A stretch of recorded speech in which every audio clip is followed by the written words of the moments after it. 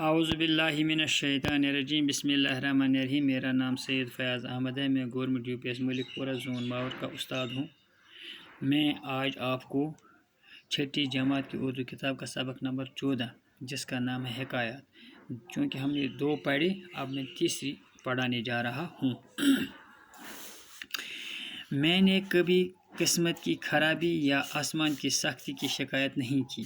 ایک بار ایسا ہوا کہ میں ننگے پاؤں تھا اور جوتا بھی نہ خرید سکتا تھا۔ اسی غم میں میں کوفہ کی مسجد میں داخل ہوا۔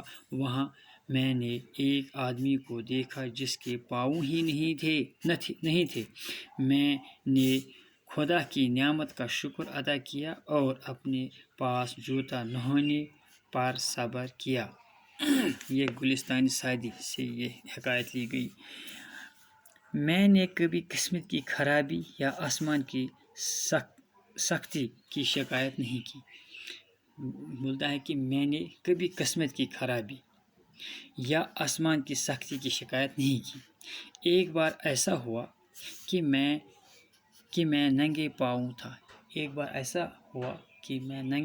تھا۔ اور جوتا بھی نہ خرید سکتا تھا اور میں جوتا بھی خرید نہیں سکتا تھا۔